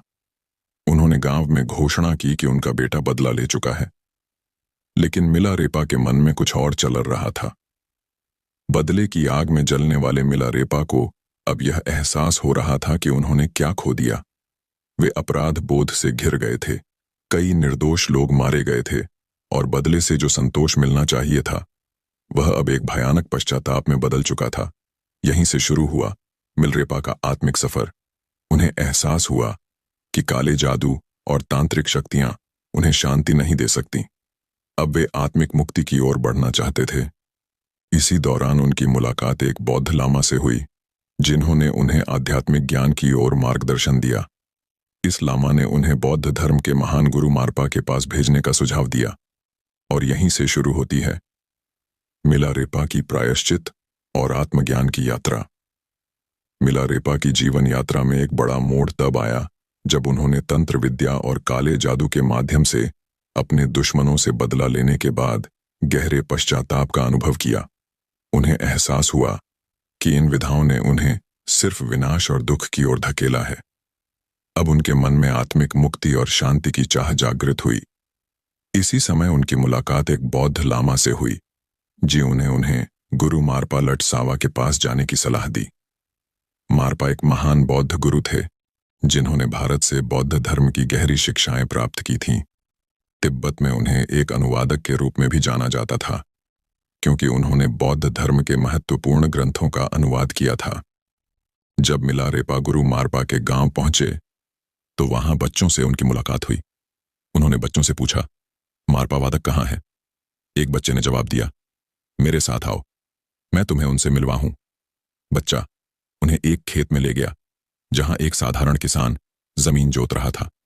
मिला रेपा को यह समझ नहीं आया कि वही किसान दरअसल गुरु मारपा थे। गुरु ने मिला रेपा को देसी शराब दी और कहा, इसे पी लो और फिर खेत जोतने का काम करो। बिना सवाल किए मिला रेपा ने गुरु की बात मानी। काम पूरा करने के बाद जब बच्चे ने बताया कि यह व्यक्ति ही गुरु मारपा थे, तो मिला रेपा को भारी आश्चर्य हुआ। उन्होंने गुरु के चरणों में गिरकर अपने पाप, पछतावा और आत्मिक मुक्ति की इच्छा व्यक्त की, लेकिन गुरु मारपा ने उन्हें तुरंत कोई शिक्षा देने के बजाय कठिन परीक्षाओं से गुजारा मिला। रेपा ने झुककर मारपा से कहा, मैं आपसे धर्म की दीक्षा चाहता हूं।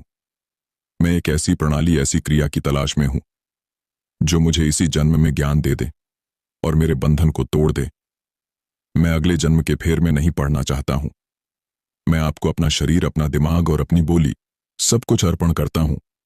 कृपया इसके बदले में मुझे खाना, कपड़े और ज्ञान दे। यह वाकई एक खूबसूरत बात थी। अक्सर लोग गुरु के पास जाकर कहते हैं कि वे अपनी आत्मा समर्पित करते हैं, लेकिन असल में यह एक है जो चीज आपकी है ही नहीं। उसे देना बहुत ही आसान है। उसे कह देना कि मैं आपको आत्मा देता हूं, कितना सरल है। लेकिन जो आपके पास सच में है, आपका शरीर, आपका दिमाग और आपकी बोली, उसे समर्पित करना, यह एक बहुत बड़ा कदम है। मारपा ने ध्यान से मिला रेपा की बात सुनी, फिर बोले, तुम अपना शरीर, दिमाग और बोली मुझे दे रहे हो।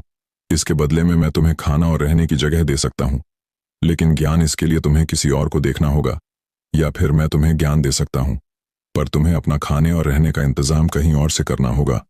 मिला रेपा ने तुरंत कहा, ठीक है, मुझे ज्ञान चाहिए। मैं अपना खाने और रहने का इंतजाम कर लूंगा। इसके बाद मिला रेपा भिक्षाना के लिए निकल पड़े, ताकि पूरे साल के लिए भोजन का इंतजाम कर सके। वे दूर दूर तक भिक्षा मांगते रहे और एक बोर भर गेहूं इकट्ठा कर लिया। साथ ही उन्होंने एक पारंपरिक तांबे का बर्तन भी खरीदा। जब वह भारी बोरा लेकर मारपा के घर लौटे तो गलती से बोरा गिर गया और तेज आवाज हुई, जिससे मारपा नाराज हो गए। मारपा बोले, तुम्हारे इस व्यवहार से तो ऐसा लगता है कि तुम इस घर को भी अपने चाचा के घर की तरह बर्बाद कर दोगे। अब यहां से चले जाओ। मिला रेपा ने गिड़गिड़ाते हुए कहा, मैंने आपसे कहा था कि मैं भोजन लाऊंगा और मैंने अपना वादा निभाया। बोरा भारी था, इसलिए मुझसे संभल नहीं पाया। मारपा ने गंभीरता से कहा, तुम्हारे बोरे को रखने के तरीके से ही तुम्हारे व्यवहार का आकलन होता है। मिला रेपा की कठिन यात्रा में एक बड़ा मोड़ तब आया जब उन्होंने अपने गुरु मारपा की पत्नी दगमेमा से मदद की गुहार लगाई। दगमेमा ने उनके प्रति सहानुभूति दिखाई और मारपा से कहा, आप मिला रेपा को क्यों नहीं सिखाते? वह अच्छी तरह से हमारी सेवा कर रहा है। मारपा ने जवाब दिया, अगर यह मेरे बेटे के लिए 3 कोनों वाला घर बना देगा तो मैं इसे सिखाऊंगा, लेकिन शर्त यह है कि इसे अकेले बनाना होगा, किसी की भी मदद नहीं लेनी होगी। मारपा ने मिलरेपा को पहला कार्य दिया, एक गोलाकार टावर का निर्माण करना। यह काम उन्होंने अकेले करना था, बिना किसी की मदद के। मिला रेपा ने अपनी पूरी निष्ठा के साथ इस कार्य को शुरू किया। उन्होंने लकड़ियां काटी, पत्थर इकट्ठे किए और बिना सहायता के टावर बनाने लगे। कई महीनों की मेहनत के बाद जब टावर लगभग पूरा हो गया तो मारपा ने अचानक कहा, इस डाकिनी साधना करने का आदेश दिया। यह साधना साधारण नहीं थी और इसके लिए उच्च आत्मिक शक्ति और धैर्य की आवश्यकता थी। मारपा ने मिलारेपा को एक अंधेरे कमरे में बंद कर दिया और एक विशेष मंत्र दिया जिसे उन्हें लगातार 3 दिन तक जप था। अंततः तीसरे दिन डाकिनी प्रकट हुई और उन्होंने मिलारेपा से कहा, तुम्हारी साधना अब लगभग पूरी हो चुकी है, लेकिन तुम्हारे गुरु के पास एक अंतिम शिक्षा अभी बाकी है। यह सुनकर मिलारेपा ने गुरु मारपा से बात की। मारपा ने उत्तर दिया, मैंने तुम्हें जितनी भी शिक्षाएं प्राप्त की है वह सब दे दी हैं, लेकिन अब तुम्हें हमारे गुरु नरोपा के पास जाना होगा। मारपा और मिलरेपा ने भारत की यात्रा की और गुरु नरोपा के पास पहुंचे। नरोपा ने मिला रेपा को अंतिम शिक्षा प्रदान की, जिसे आत्मज्ञान का अंतिम स्तर माना जाता है। नरोपा ने आशीर्वाद देते हुए कहा, तुम्हारी साधना अब पूरी हो चुकी है। इस प्रकार मिलारेपा की यात्रा उन्हें आत्मज्ञान की उच्चतम अवस्था में ले गई। अब वह केवल एक साधारण योगी नहीं, बल्कि एक महान संत और कवि के रूप में प्रकट हुए। अगले 2 चैप्टर्स में हम देखेंगे कैसे मिलारेपा ने कैलाश पर्वत पर सफल चढ़ाई की और उस पवित्र पर्वत के रहस्यों के बारे में उन्होंने क्या बताया, और आखिरकार मिलारेपा की मृत्यु किस कारण से हुई। इन अनसुलझे सवालों का जवाब जानने के लिए हमारे साथ बने रहिए। मिलारेपा का जीवन कई रहस्यों और अद्भुत घटनाओं से भरा हुआ है, लेकिन इनमें से सबसे रहस्य और अनूठी घटना थी कैलाश पर्वत की चढ़ाई। कैलाश पर्वत एक ऐसा स्थान जिसे तिब्बत के साथ साथ हिंदू, बौद्ध, जैन और बौन धर्मों में भी अत्यधिक पवित्र माना जाता है। भगवान शिव का निवास, ब्रह्मांड का केंद्र और आध्यात्मिक रहस्यों का अद्भुत प्रतीक। इस पवित्र पर्वत पर चढ़ना हमेशा से एक असंभव कार्य माना जाता रहा है। हजारों लोग आए, लेकिन कोई इस अद्भुत पर्वत की चोटी तक नहीं पहुंच सका, सिवाय एक मिलारेपा। 1093 ईस्वी। यही वह समय था जब मिलारेपा ने कैलाश पर्वत की चढ़ाई शुरू की। लेकिन यह कोई साधारण चढ़ाई नहीं थी। यह शारीरिक विजय नहीं, बल्कि आत्मिक और दिव्य अनुभव की खोज थी। मिलारेपा की यह यात्रा आध्यात्मिक रूप से इतनी महत्वपूर्ण थी कि हर कदम एक नई साधना और ब्रह्मांड के रहस्यों को समझने का प्रयास था।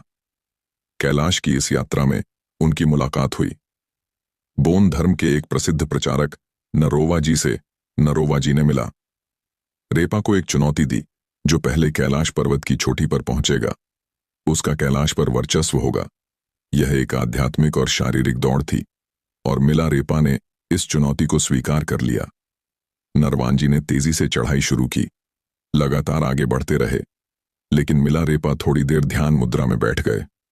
कुछ समय बाद नरोवा जी जब चोटी के बहुत पास पहुंचे तो सूरज की पहली किरण उनके चेहरे पर पड़ी। वह किरण इतनी तीव्र और शक्तिशाली थी कि उन्हें पीछे हटना पड़ा, और इस बीच मिलरेपा ने बिना किसी रुकावट के अपनी चढ़ाई जारी रखी और अंततः वे नरवान जी से पहले चोटी तक पहुंच गए। यह केवल शारीरिक विजय नहीं थी, यह थी मिलारेपा की आध्यात्मिक शक्ति और दिव्य शक्तियों का दर्शन। एक ऐसी चढ़ाई जो आज भी एक रहस्य बनी हुई है। कैलाश पर्वत की चोटी पर पहुंचकर मिलारेपा ने कुछ अद्भुत और अनजाने रहस्यों का अनुभव किया। उन्होंने कहा कि यह पर्वत साधारण लोगों के लिए नहीं है और कोई साधारण व्यक्ति यहां चढ़ने का प्रयास ना करे, क्योंकि यह भगवान शिव का पवित्र निवास है। यहां चढ़ करना उनके ध्यान में विघ्न डालने जैसा है। जैसे हम मंदिर की छत पर नहीं चढ़ते, वैसे ही कैलाश पर चढ़ाई करना भगवान शिव के सम्मान का उल्लंघन होगा। मिलारेपा के इस उपदेश ने यह संदेश दिया कि कैलाश पर्वत पर चढ़ाई केवल उन्हीं के लिए संभव है जिन्होंने अपनी आत्मा की गहराइयों में उच्च साधना प्राप्त की हो। अगर आप कैलाश पर्वत के रहस्यों पर आधारित एक गहन डॉक्यूमेंट्री देखना चाहते हैं तो वीडियो के अंत में आपको इसका लिंक मिल जाएगा। साथ ही डिस्क्रिप्शन में भी इसका लिंक दिया गया है, जाकर आप पूरा वीडियो देख सकते हैं। कैलाश पर्वत की चढ़ाई के बाद मिलारेपा ने अपनी साधनाएं और ध्यान के माध्यम से आत्मज्ञान की ऊंचाइयों को छू लिया। उन्होंने अपने शिष्यों को ध्यान और तपस्या की गढ़ विधियां सिखाई ताकि वे भी आत्मज्ञान की राह पर सके। एक दिन मिलारेपा को एक शादी में आमंत्रित किया गया। उनके स्वागत के लिए एक सुंदर आसन तैयार किया गया था। उसी शादी में एक धनवान पंडित भी था जो मिलारेपा के लिए हो रही तैयारियों को देखकर हैरान रह गया। जैसे ही मिला, रेपा उस आसन पर बैठे पंडित ने तिरस्कार भरे स्वर में कहा, इस भिखारी के लिए तैयारियां? क्या यह मुझसे बड़ा पंडित है? मैं इसे देखता हूं। पंडित मिला रेपा के पास जाकर बोला, मैंने सुना है आप बहुत ज्ञानी हैं। मैं चाहता हूं कि आप इन किताबों को पढ़कर अपना ज्ञान साबित करें। मिला रेपा ने शांत स्वर में उत्तर दिया, इन सांसारिक किताबों को पढ़कर सच्चा ज्ञान नहीं मिलता, इसलिए मैं ऐसा नहीं करूंगा। यह सुनकर पंडित हंसा और बोला, मुझे पता था कि तुम ऐसा ही कहोगे। मैं तुम्हें बेनकाब करने ही आया था। उसने बदतमीजी से बातें जारी रखीं, जिसे देखकर आसपास के लोग उसे रोकने लगे, लेकिन पंडित और गुस्से में भर गया और वहां से चला गया। अपने मन में बदले की भावना रखते हुए पंडित ने योजना बनाई कि वह किसी भी तरह मिला रेपा को मार देगा। उसने एक महिला को लालच देकर विष मिला हुआ दही दिया और कहा कि अगर वह मिला को यह खिला सके तो उसे एक हीरे का हार और शादी का वादा मिलेगा। महिला लालच में आकर विष वाला दही लेकर मिला रेपा के पास पहुंची। जैसे ही मिला रेपा ने उसे देखा, वे तुरंत समझ गए। उन्होंने मुस्कुराते हुए कहा, मैं यह दही खाऊंगा, लेकिन पहले तुम वह हीरे का हार ले आओ, क्योंकि वह शादी का वादा तो कभी पूरा नहीं हो सकता। यह सुनकर महिला डर गई और पंडित के पास लौटकर सब कुछ बताया। पंडित ने हार देकर उसे फिर से भेजा। जब वह हार लेकर वापस आई, तब मिलरेपा ने दही स्वीकार किया। जैसे ही उन्होंने विष वाला दही खाया, महिला रोते हुए माफी मांगने लगी, लेकिन मिला रेपा ने उसे सांत्वना दी और कहा, घबराओ मत, मेरा समय आ गया है। यह सुनकर वह महिला उनकी शिष्या बन गई। इसके बाद मिला रेपा ने अपने शिष्यों को बुलाया और कहा कि वह शीघ्र ही शरीर त्यागने वाले हैं। उनके संदेश को सुनने के लिए न केवल शिष्य बल्कि देवी देवता भी इंतजार कर रहे थे। आकाश से पुष्पों की वर्षा हो रही थी, हवाओं में सुगंध फैल चुकी थी और मधुर संगीत बज रहा था। इस शुभ घड़ी में मिला रेपा ने अपने शिष्यों से कहा, प्रिय शिष्यों, मेरा समय आ गया है। मैंने धरती पर जो उद्देश्य लेकर आया था उसे पूरा कर अब दवाइयों की आवश्यकता नहीं है। यह विष केवल एक माध्यम है। ध्यान से सुनो, जीवन में समय को व्यर्थ ना गवाहो और अपने गुरुओं के आदेशों का पालन करो। इस जीवन में ही आत्मज्ञान प्राप्त करने की कोशिश करो। इसी तरह मिला रेपा ने अंततः अपना देह त्याग दिया, लेकिन उनके जाने से पहले उन्होंने हमें एक महत्वपूर्ण संदेश दिया कि मैंने जीवन के हर मोड़ पर कष्टों का सामना किया, लेकिन उन कष्टों में ही मुझे मार्गदर्शन मिला। यह मत समझो कि दुनिया के भौतिक सुख तुम्हें शांति देंगे। शांति भीतर से आती है। जब तुम स्वयं को जानने लगते हो, जब तुम्हारा मन शांत और स्थिर हो जाता है। जिसने आत्मज्ञान प्राप्त कर लिया, उसके लिए ना तो कोई शत्रु रहता है और ना ही कोई बंधन। यह शरीर केवल एक माध्यम है। असली यात्रा तो आत्मा की है। अगर तुम सत्य की तलाश में हो तो उस मार्ग पर चलो जहां कठिनाई हो, क्योंकि वहीं सच्चा ज्ञान छुपा हुआ है। अगर आपको यह कहानी प्रेरणादायक लगी तो इसे अपने दोस्तों और परिवार के साथ जरूर शेयर करें। हमारे चैनल इतिहास का सफर को सब्सक्राइब करें और बेल आइकॉन को दबाएं, ताकि आप ऐसी और भी गहन और प्रेरणादायक कहानियां और डॉक्यूमेंट्री को मिस ना करें। मिलते हैं अगली बार एक और नई डॉक्यूमेंट्री के साथ। तब तक के लिए धन्यवाद। जय हिंद, जय भारत। तिब्बत का वह खतरनाक तांत्रिक जिसने एक ही रात में करीब 80 लोगों की हत्या करके पूरे गांव को नष्ट कर दिया था, फिर भी वह हत्यारा कैसे कैलाश पर्वत की चोटी तक पहुंचने वाला इकलौता इंसान बना। कैलाश की चोटी पर पहुंचकर जब वह नीचे आया तो उसने कैलाश पर्वत के रहस्य के बारे में ऐसा क्या बताया कि आज भी लोग तिब्बत में उसे भगवान का रूप मानते हैं, और उसके जीवन में एक ऐसी घटना घटती है कि वो खूंखार तांत्रिक से एक पूजनीय संत बन जाता है। यह वह खतरनाक तांत्रिक की कहानी है जो आपको सोचने पर मजबूर कर देगी, क्योंकि यह कहानी है कैलाश पर्वत पर सफल चढ़ाई करने वाले एकमात्र इंसान मिला रेपा की। तिब्बत के रहस्यमय और खतरनाक पहाड़ों के बीच एक ऐसा नाम उभरा जिसने इतिहास के पन्नों में न केवल अपने काले जादू की वजह से जगह बनाई, बल्कि आत्मज्ञान की ऊंचाइयों को छूकर भगवान के रूप में पूजनीय भी बन गया। तो आइए आपको एक ऐसे रहस्यमय जीवन की यात्रा पर ले चलते हैं जहां एक साधारण बालक ने त्रासदी से जन्मी बदले की आग में खुद को एक खतरनाक तांत्रिक के रूप में ढाल लिया। लेकिन इस कहानी का अंत उतना साधारण नहीं है जितना आप सोच रहे हैं। तिब्बत की ठंडी हवाओं में एक समय ऐसा भी था जब जीवन शांति और समृद्धि से भरा हुआ था। 11वीं शताब्दी के उत्तरार्ध में तिब्बत के दक्षिणी भाग में स्थित एक गांव में थोपगा का जन्म हुआ था, जिन्हें हम मिलारेपा के नाम से जानते हैं।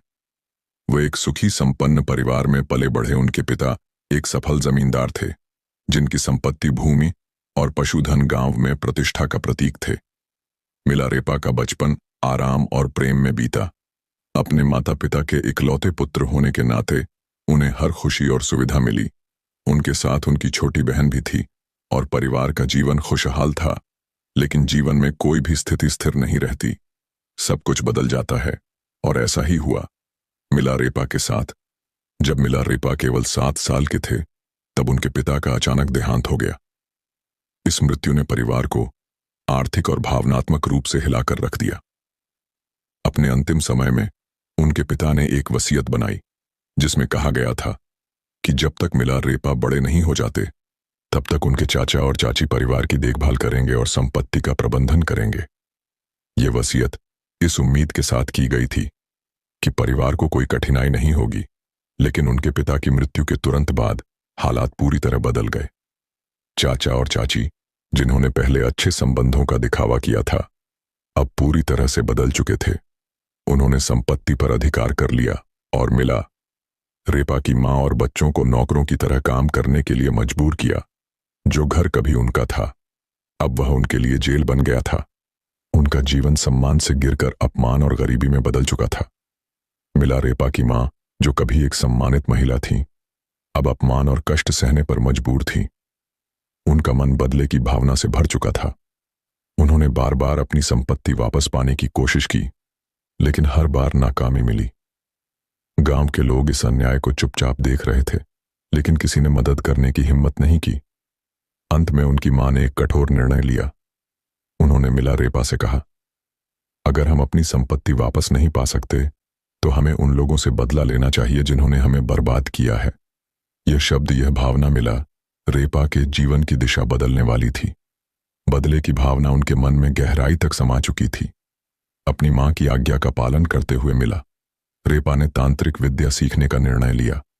त्रिमंत्र की दुनिया में प्रवेश करने के लिए वे अपने गांव से दूर चले गए। उनका उद्देश्य अब केवल एक था, अपने चाचा और चाची से बदला लेना। मिलारेपा का यह सफर आसान नहीं था। वे कई तांत्रिक गुरुओं के पास गए और कई कठिन साधनाओं के बाद उन्होंने तांत्रिक विद्या में महारत हासिल की। यह सिर्फ एक तांत्रिक की कहानी नहीं है, बल्कि एक ऐसी यात्रा है जो मिलारेपा को आत्मज्ञान, प्रताप और मुक्ति के मार्ग पर ले जाएगी। तो हमारे साथ बने रहिए, क्योंकि अब हम मिलारेपा की असली यात्रा की शुरुआत करने जा रहे हैं। इस कहानी में आगे बढ़ने से पहले आपसे एक छोटा सा अनुरोध है। अगर आपको यह वीडियो पसंद आ रहा हो, तो कृपया इसे लाइक करें और हमारे चैनल को सब्सक्राइब जरूर कर लें। आपके इस छोटे से समर्थन से हमें बहुत बड़ी मदद मिलती है। मिलारेपा का जीवन तिब्बत की वादियों में एक साधारण लड़के के रूप में शुरू हुआ था, लेकिन किसे पता था कि वही बालक एक दिन तंत्र विद्या की गहरी, रहस्यमय और अंधेरी दुनिया में कदम रखेगा। पिता की असमय मृत्यु और परिवार की संपत्ति छिन जाने के बाद मिलारेपा के जीवन का हर सुख एक दुख में तब्दील हो गया। उनके चाचा और चाची ने परिवार को गरीबी और अपमान की दलदल में धकेल दिया, और तब उनकी मां ने बदले की आग को हवा दी। मां के कड़वे शब्द अपमान और दुख से प्रेरित होकर मिलारेपा ने एक कठोर निर्णय लिया। उन्होंने तांत्रिक विद्या सीखने का संकल्प लिया। उनके गुरु थे युंगना, एक भयानक तांत्रिक जिनकी शक्तियां अद्वितीय मानी जाती थीं। यूटन के संरक्षण में मिलारेपा ने तांत्रिक विद्या की गहन शिक्षा ली। उनके जीवन का अब एक ही उद्देश्य था, बदला, और इस बदले की आग ने उन्हें मौत का मंत्र सीखने की राह पर धकेल दिया। मौत का मंत्र, वह मंत्र जिसे सीखने के बाद मिलारेपा अपने दुश्मनों को बिना सामने आए मार सकते थे। उन्होंने प्राकृतिक शक्तियों को नियंत्रित करना भी सीख लिया, विशेषक ओलावृष्टि का आह्वान करना, और इसी विद्या का प्रयोग उन्होंने अपने चाचा और चाची के गांव में किया, जहां भारी ओलावृष्टि ने पूरे गांव की फसलों को तबाह कर दिया। गांव के लोग भयभीत हो गए और उन्हें समझ नहीं आया कि यह आपदा कहां से आई। लेकिन मिलारेपा की यह पहली विजय थी। और अब वे रुके नहीं। इसके बाद आया वह दिन जब मिला रेपा ने बदले का सबसे भयानक रूप धारण किया। उनके चाचा के बेटे की शादी का दिन था। पूरा गांव एकत्रित था और मिला रेपा ने इसी मौके का चयन किया। उन्होंने मृत्यु का मंत्र इस्तेमाल किया। अचानक सांप, मकड़ियां हों और अन्य जहरीले जीव विवाह समारोह में प्रकट होने लगे। अफरा तफरी मच गई और घर की छत गिर गई। इसमें करीब 80 लोग मारे गए और मिला रेपा का बदला पूरा हुआ। मिला रेपा की मां को गर्व हुआ। उन्होंने गांव में घोषणा की कि उनका बेटा बदला ले चुका है। लेकिन मिला रेपा के मन में कुछ और चल रहा था। बदले की आग में जलने वाले मिला रेपा को अब यह एहसास हो रहा था कि उन्होंने क्या खो दिया। वे अपराध बोध से घिर गए थे। कई निर्दोष लोग मारे गए थे और बदले से जो संतोष मिलना चाहिए था वह अब एक भयानक पश्चाताप में बदल चुका था। यहीं से शुरू हुआ मिलरेपा का आत्मिक सफर। उन्हें एहसास हुआ कि काले जादू और तांत्रिक शक्तियां उन्हें शांति नहीं दे सकती। अब वे आत्मिक मुक्ति की ओर बढ़ना चाहते थे। इसी दौरान उनकी मुलाकात एक बौद्ध लामा से हुई, जिन्होंने उन्हें आध्यात्मिक ज्ञान की ओर मार्गदर्शन दिया। इस लामा ने उन्हें बौद्ध धर्म के महान गुरु मारपा के पास भेजने का सुझाव दिया और यहीं से शुरू होती है मिलारेपा की प्रायश्चित और आत्मज्ञान की यात्रा। मिलारेपा की जीवन यात्रा में एक बड़ा मोड़ तब आया जब उन्होंने तंत्र विद्या और काले जादू के माध्यम से अपने दुश्मनों से बदला लेने के बाद गहरे पश्चाताप का अनुभव किया। उन्हें एहसास हुआ कि इन विधाओं ने उन्हें सिर्फ विनाश और दुख की ओर धकेला है। अब उनके मन में आत्मिक मुक्ति और शांति की चाह जागृत हुई। इसी समय उनकी मुलाकात एक बौद्ध लामा से हुई, जिन्होंने उन्हें गुरु मारपा लटसावा के पास जाने की सलाह दी।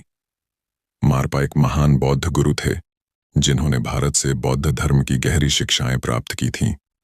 तिब्बत में उन्हें एक अनुवादक के रूप में भी जाना जाता था, क्योंकि उन्होंने बौद्ध धर्म के महत्वपूर्ण ग्रंथों का अनुवाद किया था। जब मिलारेपा गुरु मारपा के गांव पहुंचे तो वहां बच्चों से उनकी मुलाकात हुई। उन्होंने बच्चों से पूछा, मारपा वादक कहाँ है? एक बच्चे ने जवाब दिया, मेरे साथ आओ, मैं तुम्हें उनसे मिलवा हूं। बच्चा उन्हें एक खेत में ले गया जहां एक साधारण किसान जमीन जोत रहा था। मिला रेपा को यह समझ नहीं आया कि वही किसान दरअसल गुरु मारपा थे। गुरु ने मिला रेपा को देसी शराब दी और कहा, इसे पी लो और फिर खेत जोतने का काम करो। बिना सवाल किए मिला रेपा ने गुरु की बात मानी। काम पूरा करने के बाद जब बच्चे ने बताया कि यह व्यक्ति ही गुरु मारपा थे तो मिला रेपा को भारी आश्चर्य हुआ। उन्होंने गुरु के चरणों में गिरकर अपने पाप, पछतावा और आत्मिक मुक्ति की इच्छा व्यक्त की। लेकिन गुरु मारपा ने उन्हें तुरंत कोई शिक्षा देने के बजाय कठिन परीक्षाओं से गुजारा। मिला रेपा ने झुककर मारपा से कहा, मैं आपसे धर्म की दीक्षा चाहता हूं। मैं एक ऐसी प्रणाली, ऐसी क्रिया की तलाश में हूं जो मुझे इसी जन्म में ज्ञान दे दे और मेरे बंधन को तोड़ दे। मैं अगले जन्म के फेर में नहीं पड़ना चाहता हूं। मैं आपको अपना शरीर, अपना दिमाग और अपनी बोली सब कुछ अर्पण करता हूं। कृपया इसके बदले में मुझे खाना, कपड़े और ज्ञान दे। यह वाकई एक खूबसूरत बात थी। अक्सर लोग गुरु के पास जाकर कहते हैं कि वे अपनी आत्मा समर्पित करते हैं, लेकिन असल में यह एक है जो चीज आपकी है ही नहीं। उसे देना बहुत ही आसान है। उसे कह देना कि मैं आपको आत्मा देता हूं, कितना सरल है। लेकिन जो आपके पास सच में है, आपका शरीर, आपका दिमाग और आपकी बोली, उसे समर्पित करना, यह एक बहुत बड़ा कदम है।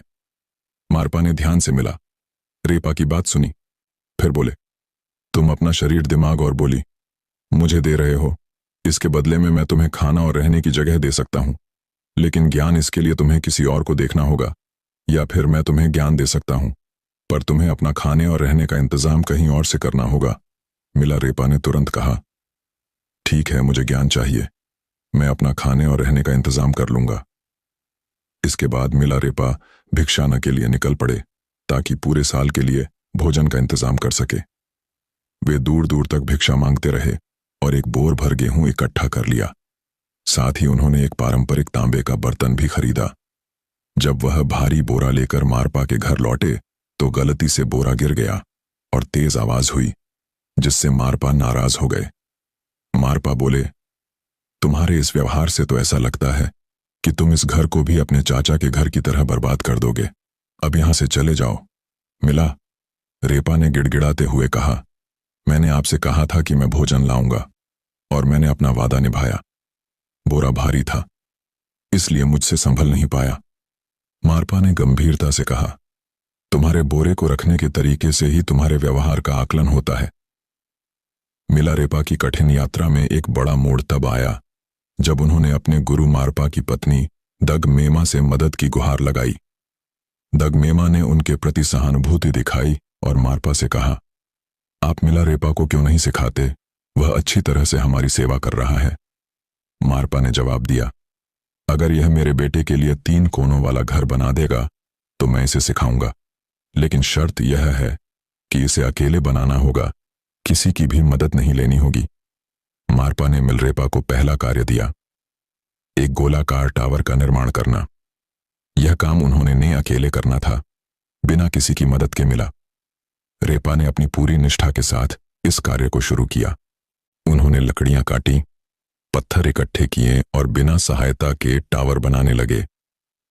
कई महीनों की मेहनत के बाद जब टावर लगभग पूरा हो गया तो मारपा ने अचानक कहा, इस टाकिनी साधना करने का आदेश दिया। यह साधना साधारण नहीं थी और इसके लिए उच्च आत्मिक शक्ति और धैर्य की आवश्यकता थी। मारपा ने मिला रेपा को एक अंधेरे कमरे में बंद कर दिया और एक विशेष मंत्र दिया जिसे उन्हें लगातार 3 दिन तक जप था। अंततः तीसरे दिन डाकिनी प्रकट हुई और उन्होंने मिला रेपा से कहा, तुम्हारी साधना अब लगभग पूरी हो चुकी है, लेकिन तुम्हारे गुरु के पास एक अंतिम शिक्षा अभी बाकी है। यह सुनकर मिला रेपा ने गुरु मारपा से बात की। मारपा ने उत्तर दिया, मैंने तुम्हें जितनी भी शिक्षाएं प्राप्त की है वह सब दे दी हैं, लेकिन अब तुम्हें हमारे गुरु नरोपा के पास जाना होगा। मारपा और मिलरेपा ने भारत की यात्रा की और गुरु नरोपा के पास पहुंचे। नरोपा ने मिला रेपा को अंतिम शिक्षा प्रदान की, जिसे आत्मज्ञान का अंतिम स्तर माना जाता है। नरोपा ने आशीर्वाद देते हुए कहा, तुम्हारी साधना अब पूरी हो चुकी है। इस प्रकार मिला रेपा की यात्रा उन्हें आत्मज्ञान की उच्चतम अवस्था में ले गई। अब वह केवल एक साधारण योगी नहीं, बल्कि एक महान संत और कवि के रूप में प्रकट हुए। अगले 2 चैप्टर्स में हम देखेंगे कैसे मिला रेपा ने कैलाश पर्वत पर सफल चढ़ाई की और उस पवित्र पर्वत के रहस्यों के बारे में उन्होंने क्या बताया, और आखिरकार मिला रेपा की मृत्यु किस कारण से हुई। इन अनसुलझे सवालों का जवाब जानने के लिए हमारे साथ बने रहिए। मिला रेपा का जीवन कई रहस्यों और अद्भुत घटनाओं से भरा हुआ है, लेकिन इनमें से सबसे रहस्य और अनूठी घटना थी कैलाश पर्वत की चढ़ाई। कैलाश पर्वत एक ऐसा स्थान जिसे तिब्बत के साथ साथ हिंदू, बौद्ध, जैन और बौन धर्मों में भी अत्यधिक पवित्र माना जाता है। भगवान शिव का निवास, ब्रह्मांड का केंद्र और आध्यात्मिक रहस्यों का अद्भुत प्रतीक। इस पवित्र पर्वत पर चढ़ना हमेशा से एक असंभव कार्य माना जाता रहा है। हजारों लोग आए, लेकिन कोई इस अद्भुत पर्वत की चोटी तक नहीं पहुंच सका, सिवाय एक मिला रेपा। 1093 ईस्वी, यही वह समय था जब मिला रेपा ने कैलाश पर्वत की चढ़ाई शुरू की। लेकिन यह कोई साधारण चढ़ाई नहीं थी। यह शारीरिक विजय नहीं, बल्कि आत्मिक और दिव्य अनुभव की खोज थी। मिला रेपा की यह यात्रा आध्यात्मिक रूप से इतनी महत्वपूर्ण थी कि हर कदम एक नई साधना और ब्रह्मांड के रहस्यों को समझने का प्रयास था। कैलाश की इस यात्रा में उनकी मुलाकात हुई बौन धर्म के एक प्रसिद्ध प्रचारक नरोवा जी से। नरोवा जी ने मिला रेपा को एक चुनौती दी, जो पहले कैलाश पर्वत की चोटी पर पहुंचेगा उसका कैलाश पर वर्चस्व होगा। यह एक आध्यात्मिक और शारीरिक दौड़ थी और मिला रेपा ने इस चुनौती को स्वीकार कर लिया। नरवान जी ने तेजी से चढ़ाई शुरू की, लगातार आगे बढ़ते रहे, लेकिन मिला रेपा थोड़ी देर ध्यान मुद्रा में बैठ गए। कुछ समय बाद नरोवा जी जब चोटी के बहुत पास पहुंचे तो सूरज की पहली किरण उनके चेहरे पर पड़ी। वह किरण इतनी तीव्र और शक्तिशाली थी कि उन्हें पीछे हटना पड़ा, और इस बीच मिलरेपा ने बिना किसी रुकावट के अपनी चढ़ाई जारी रखी और अंततः वे नरवान जी से पहले चोटी तक पहुंच गए। यह केवल शारीरिक विजय नहीं थी, यह थी मिला रेपा की आध्यात्मिक शक्ति और दिव्य शक्तियों का दर्शन। एक ऐसी चढ़ाई जो आज भी एक रहस्य बनी हुई है। कैलाश पर्वत की चोटी पर पहुंचकर मिला रेपा ने कुछ अद्भुत और अनजाने रहस्यों का अनुभव किया। उन्होंने कहा कि यह पर्वत साधारण लोगों के लिए नहीं है और कोई साधारण व्यक्ति यहां चढ़ने का प्रयास ना करे, क्योंकि यह भगवान शिव का पवित्र निवास है। यहां चढ़ करना उनके ध्यान में विघ्न डालने जैसा है। जैसे हम मंदिर की छत पर नहीं चढ़ते, वैसे ही कैलाश पर चढ़ाई करना भगवान शिव के सम्मान का उल्लंघन होगा। मिलारेपा के इस उपदेश ने यह संदेश दिया कि कैलाश पर्वत पर चढ़ाई केवल उन्हीं के लिए संभव है जिन्होंने अपनी आत्मा की गहराइयों में उच्च साधना प्राप्त की हो। अगर आप कैलाश पर्वत के रहस्यों पर आधारित एक गहन डॉक्यूमेंट्री देखना चाहते हैं तो वीडियो के अंत में आपको इसका लिंक मिल जाएगा। साथ ही डिस्क्रिप्शन में भी इसका लिंक दिया गया है, जाकर आप पूरा वीडियो देख सकते हैं। कैलाश पर्वत की चढ़ाई के बाद मिलारेपा ने अपनी साधनाएं और ध्यान के माध्यम से आत्मज्ञान की ऊंचाइयों को छू लिया। उन्होंने अपने शिष्यों को ध्यान और तपस्या की गढ़ विधियां सिखाई ताकि वे भी आत्मज्ञान की राह पर सके। एक दिन मिलारेपा को एक शादी में आमंत्रित किया गया। उनके स्वागत के लिए एक सुंदर आसन तैयार किया गया था। उसी शादी में एक धनवान पंडित भी था जो मिलारेपा के लिए हो रही तैयारियों को देखकर हैरान रह गया। जैसे ही मिलारेपा उस आसन पर बैठे, पंडित ने तिरस्कार भरे स्वर में कहा, इस भिखारी के लिए तैयारियां? क्या यह मुझसे बड़ा पंडित है? मैं इसे देखता हूं। पंडित मिलारेपा के पास जाकर बोला, मैंने सुना है आप बहुत ज्ञानी हैं। मैं चाहता हूं कि आप इन किताबों को पढ़कर अपना ज्ञान साबित करें। मिलारेपा ने शांत स्वर में उत्तर दिया, इन सांसारिक किताबों को पढ़कर सच्चा ज्ञान नहीं मिलता, इसलिए मैं ऐसा नहीं करूंगा। यह सुनकर पंडित हंसा और बोला, मुझे पता था कि तुम ऐसा ही कहोगे। मैं तुम्हें बेनकाब करने ही आया था। उसने बदतमीजी से बातें जारी रखीं, जिसे देखकर आसपास के लोग उसे रोकने लगे, लेकिन पंडित और गुस्से में भर गया और वहां से चला गया। अपने मन में बदले की भावना रखते हुए पंडित ने योजना बनाई कि वह किसी भी तरह मिलारेपा को मार देगा। उसने एक महिला को लालच देकर विष मिला हुआ दही दिया और कहा कि अगर वह मिला को यह खिला सके तो उसे एक हीरे का हार और शादी का वादा मिलेगा। महिला लालच में आकर विष वाला दही लेकर मिलारेपा के पास पहुंची। जैसे ही मिलारेपा ने उसे देखा, वे तुरंत समझ गए। उन्होंने मुस्कुराते हुए कहा, मैं यह दही खाऊंगा, लेकिन पहले तुम वह हीरे का हार ले आओ, क्योंकि वह शादी का वादा तो कभी पूरा नहीं हो सकता। यह सुनकर महिला डर गई और पंडित के पास लौटकर सब कुछ बताया। पंडित ने हार देकर उसे फिर से भेजा। जब वह हार लेकर वापस आई, तब मिलारेपा ने दही स्वीकार किया। जैसे ही उन्होंने विष वाला दही खाया, महिला रोते हुए माफी मांगने लगी, लेकिन मिलारेपा ने उसे सांत्वना दी और कहा, घबराओ मत, मेरा समय आ गया है। यह सुनकर वह महिला उनकी शिष्या बन गई। इसके बाद मिलारेपा ने अपने शिष्यों को बुलाया और कहा कि वह शीघ्र ही शरीर त्यागने वाले हैं। उनके संदेश को सुनने के लिए न केवल शिष्य बल्कि देवी देवता भी इंतजार कर रहे थे। आकाश से पुष्पों की वर्षा हो रही थी, हवाओं में सुगंध फैल चुकी थी और मधुर संगीत बज रहा था। इस शुभ घड़ी में मिलारेपा ने अपने शिष्यों से कहा, प्रिय शिष्यों, मेरा समय आ गया है। मैंने धरती पर जो उद्देश्य लेकर आया था उसे पूरा कर अब दवाइयों की आवश्यकता नहीं है। यह विष केवल एक माध्यम है। ध्यान से सुनो, जीवन में समय को व्यर्थ ना गवाहो और अपने गुरुओं के आदेशों का पालन करो। इस जीवन में ही आत्मज्ञान प्राप्त करने की कोशिश करो। इसी तरह मिलारेपा ने अंततः अपना देह त्याग दिया, लेकिन उनके जाने से पहले उन्होंने हमें एक महत्वपूर्ण संदेश दिया कि मैंने जीवन के हर मोड़ पर कष्टों का सामना किया, लेकिन उन कष्टों में ही मुझे मार्गदर्शन मिला। यह मत समझो कि दुनिया के भौतिक सुख तुम्हें शांति देंगे। शांति भीतर से आती है। जब तुम स्वयं को जानने लगते हो, जब तुम्हारा मन शांत और स्थिर हो जाता है। जिसने आत्मज्ञान प्राप्त कर लिया, उसके लिए ना तो कोई शत्रु रहता है और ना ही कोई बंधन। यह शरीर केवल एक माध्यम है।